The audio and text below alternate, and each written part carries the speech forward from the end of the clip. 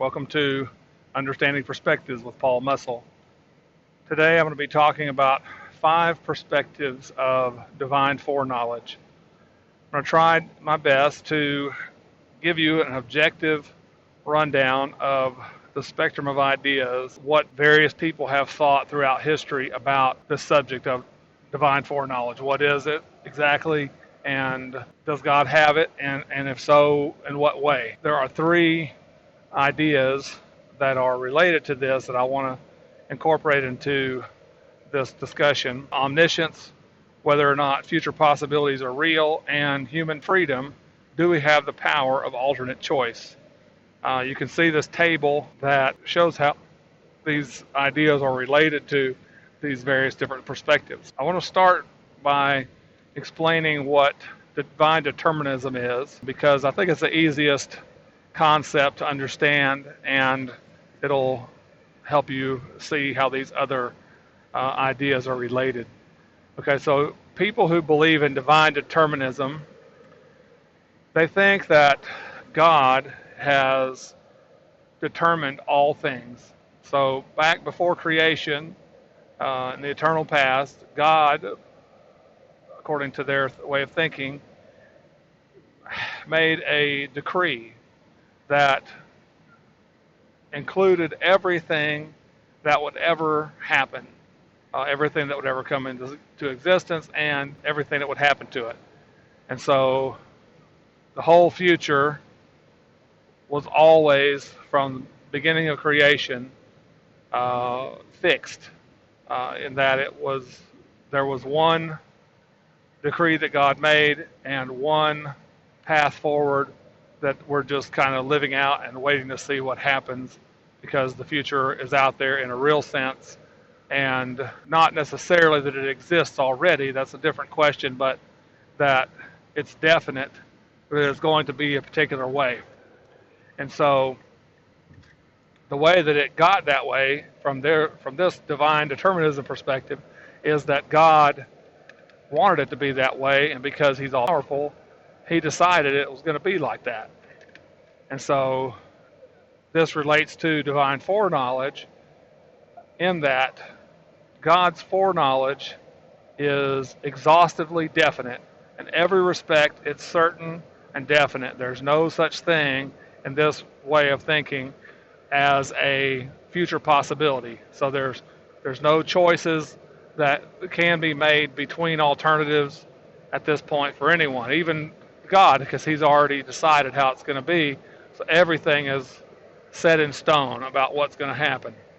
Doesn't seem that way to us, but that's how these people believe that it's going to go.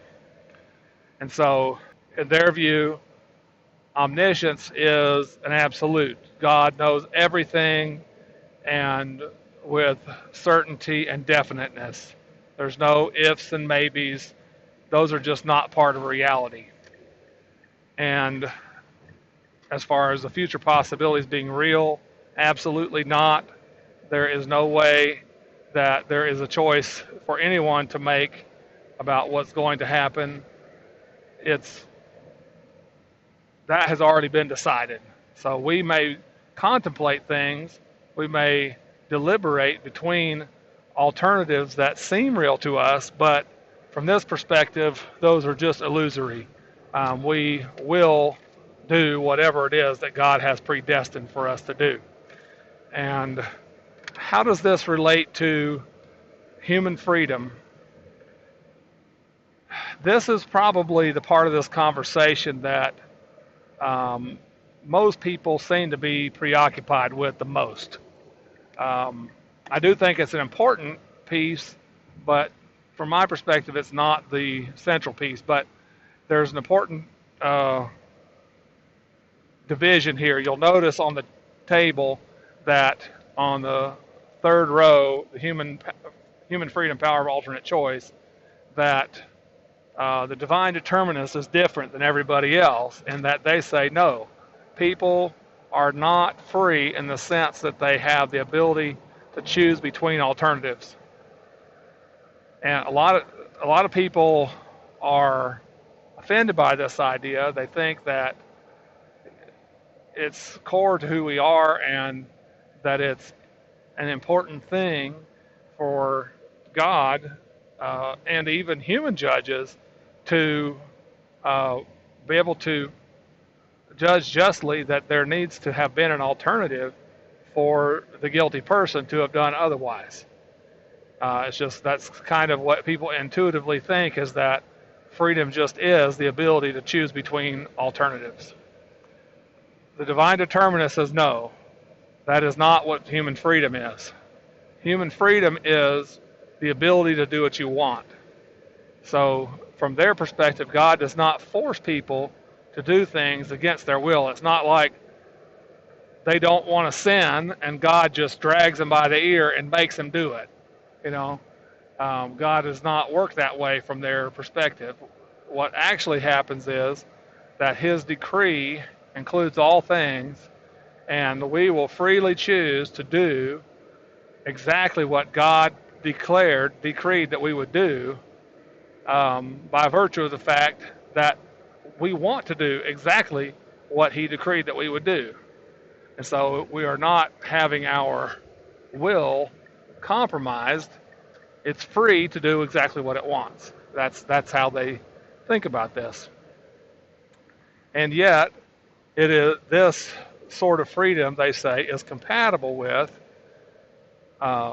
responsibility, moral responsibility. So even though people had no alternative but to do whatever sins that they did, and they don't get to really decide whether they're going to be saved or not, that's up to God. That part's already written. Every part's already written from their perspective. So they say that even still, God is just. It's his universe. He has creator's rights, some people might say, and so he can do with creation whatever he wants. And so he does want to control everything, and he wants to hold people responsible for the choices that they make, even though they had no alternative, because they freely did whatever they did, whether it's good or bad. Okay, so everybody else says no. Everybody says yes, that people have the power of alternate choice, that they have freedom in the libertarian sense, not in the compatibilist sense. So the divine determinist says it's compatible for people to be morally accountable, morally guilty for whatever they have done wrong, and not free to do anything different.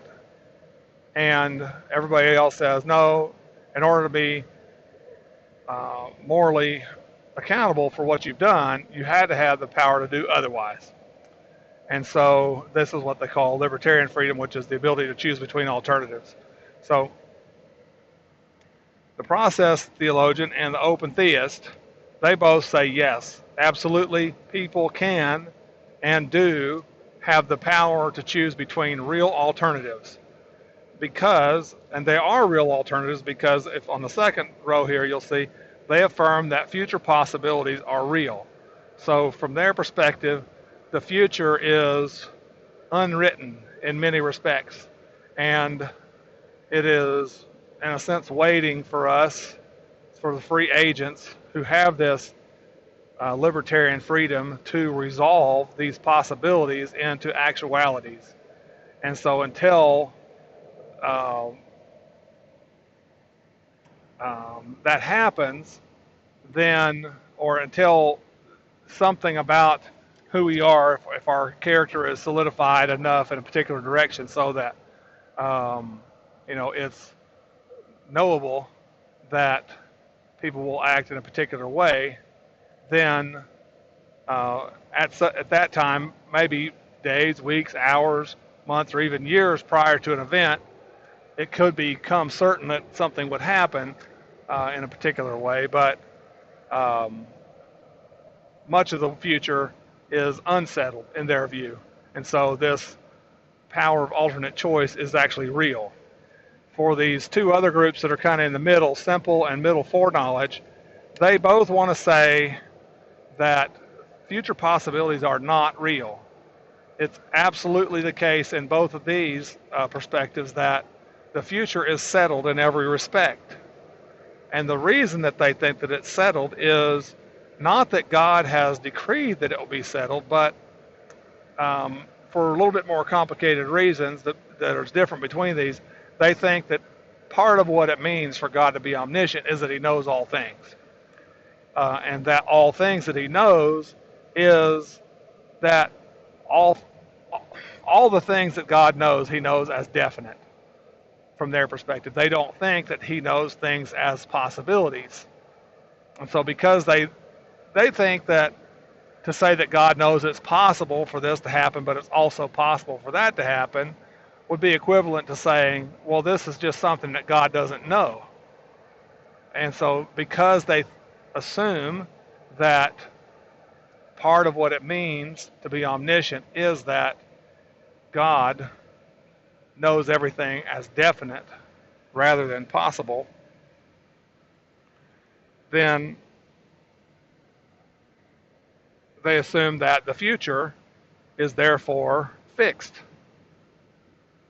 And so, because it must be fixed if God knows it is fixed, even if it doesn't seem like that to us, then, and even if we talk like there's possibilities, and we might do this, we might do that, and we're contemplating between alternatives, researching different products to see which one we're going to buy, from their perspective, it's already definite that what we are going to do, that's a fact that's out there that God knows. We don't know the fact, but God knows the fact. And so it only seems to us like we have the power to choose between alternatives. And they would, depending on which one you say here, they, depending on the simple or middle foreknowledge, they'll give a slightly different account of how that they could say that people have the power of alternate choice. But they do say that. But they don't actually affirm that it's possible for somebody to make a different choice than God knew they were going to make. Okay, so there's an inconsistency there in these kind of middle two about what they say and what they really mean by it. And this is something that they get criticized for a lot from people at both ends of the spectrum. So like on the divine determinists, they say, okay, look, God is more glorious because he's the one that has established the fact of the future, and it makes sense that he could do that because he's God. But for him to just look down the corridors of time and see what's going to happen, and that his knowledge of who's going to be saved or what's going to happen is based on somebody outside of himself, then they would just see that as deficiency in God. And so they would criticize this as an incoherent idea.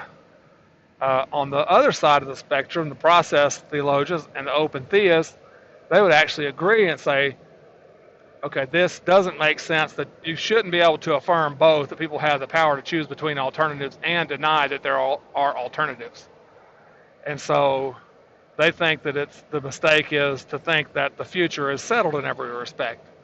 And so they think, the open theists and the process theologian both think that the future is unwritten, and so God knows that whatever aspects of the future that are unsettled as unsettled. And it's not a deficiency in his knowledge from their perspective to say that God doesn't know these things, because there's nothing there for him to know.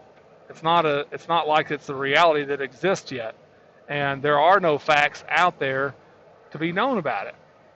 And so they don't deny omniscience. Some of them may, especially the process theology guys, they might say that God doesn't have omniscience about the future, whereas most of the open theists, I think, are going to say, yeah, God knows what the content of the future is. He knows what all the possibilities are, the full range of whatever they are.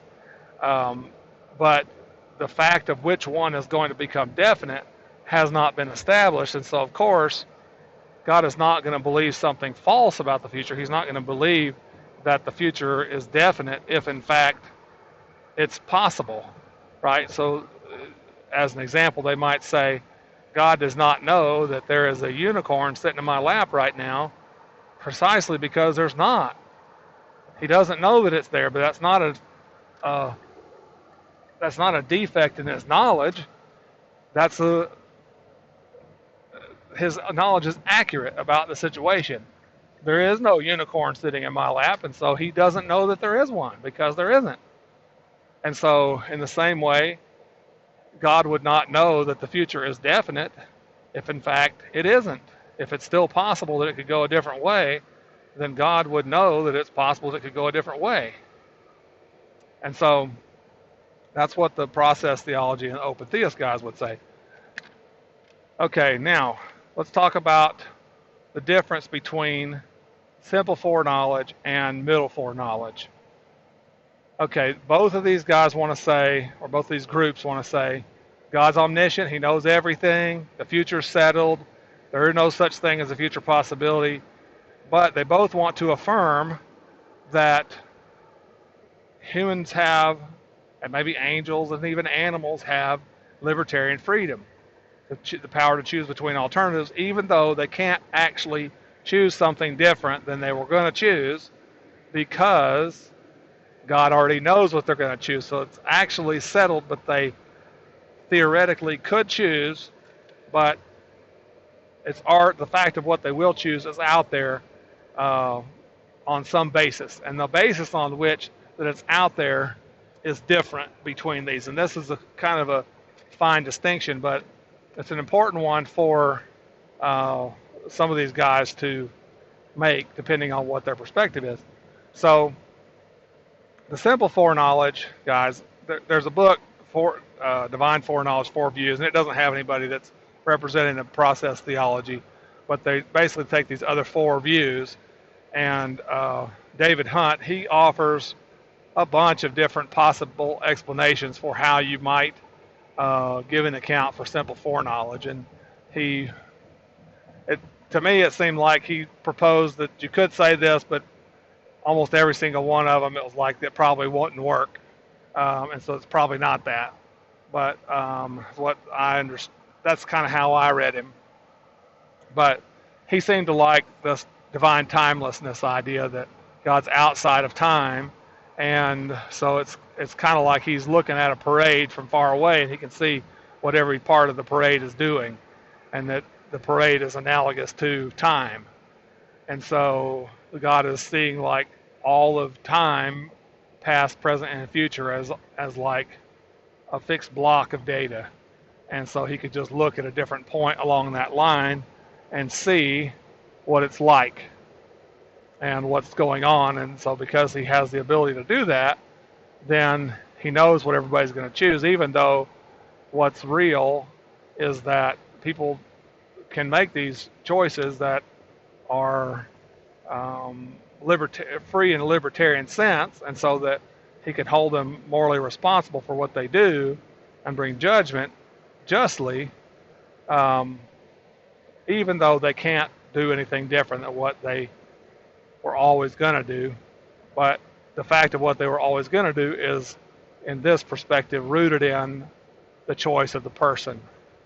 And how it works exactly, a lot of people appeal to this timeless idea, divine timelessness, but most of them are just appeal to either, they might explain it like that, but they'll say it's just too big of a mystery, we can't understand it.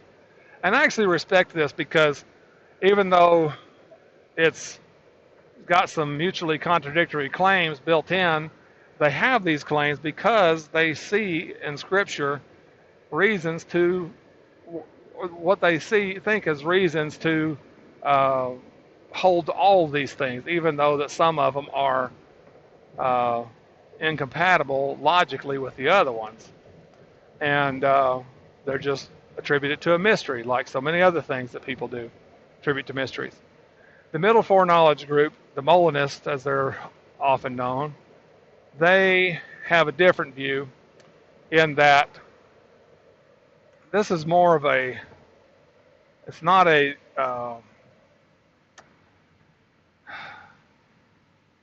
it's a logical not a temporal difference that they make, because they both want to say that God knew from the eternal past that the fact of all things that were going to be in the future. But the middle foreknowledge, they have this idea of counterfactuals. Counterfactuals are what would have been true in a different situation. It's not true right now, but had things been different, then it would have been true. And so there's the realm of counterfactuals that, from their perspective, is way bigger than the realm of what's actually true and what's actually real. Because they have this idea that there was a set of possible worlds that God could have created, and that he chose the one that he decided was best and created that one.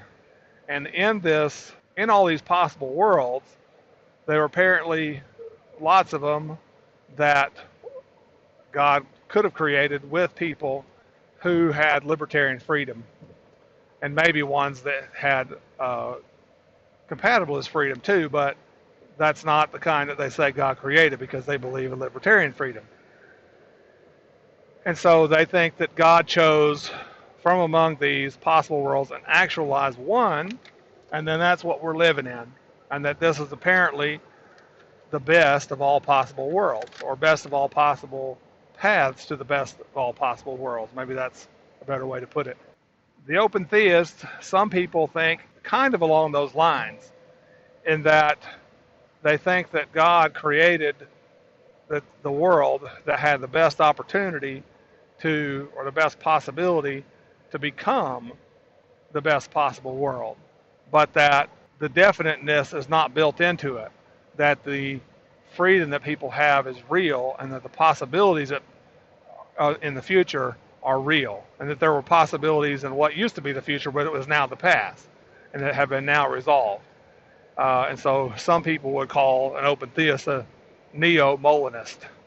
But in any case, both of those views, are kind of stuck with this.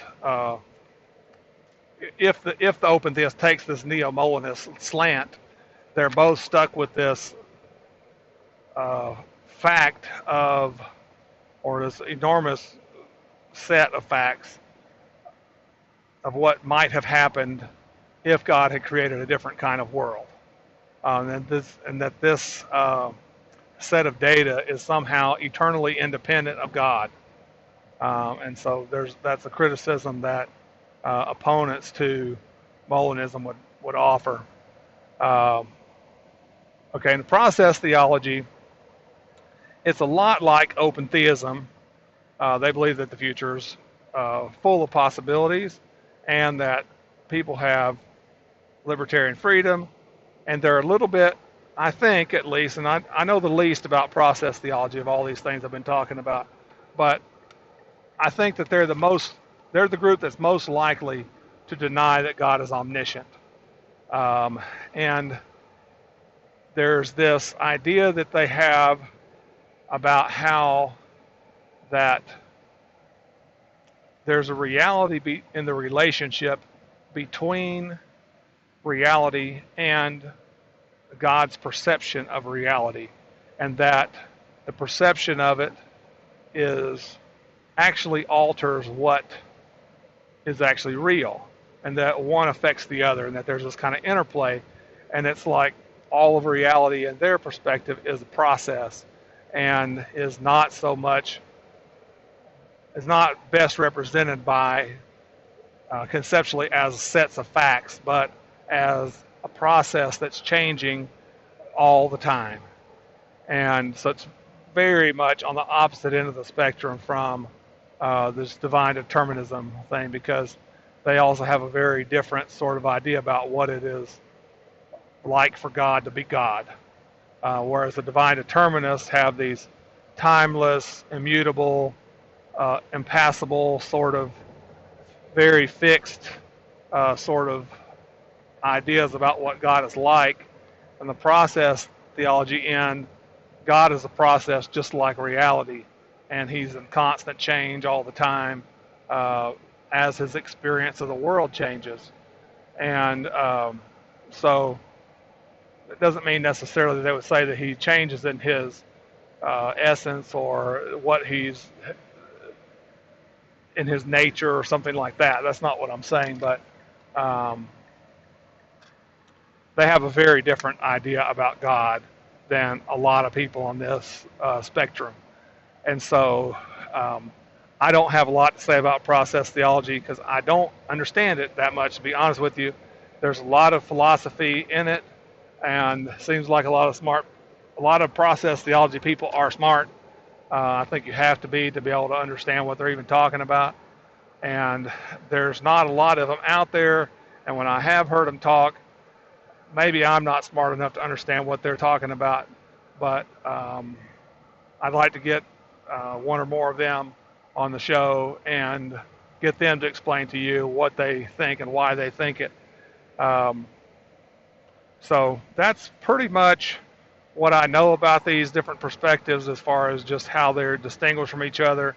And you can see on the table, there's different people who are advocates of these different positions, and that there are, if you look in the denominations row, you'll see that there's a lot of diversity among denominations in that you would have people probably of most of these different perspectives that would attend churches of lots of different kind of churches. And so you'd have a mix. But there's a few denominations that are very much on the divine determinism side. You know, Presbyterians, Lutherans, Catholics, they're all on that end of the spectrum. So it doesn't mean everybody that goes to those churches has that same theology, but at the top, it is kind of that way. So I'm going to try and get some more people I'm trying to get some people to interview about this subject and to get their perspective and why they think it. And I'm also going to try and do some other videos, maybe on the individual ones of these, and trying to see from Scripture what the reasons are that people see in Scripture to adhere to one of these perspectives or another, and why they have problems with each other. So tune back in for those episodes. Thank you so much for listening. I hope this has been helpful. God bless you.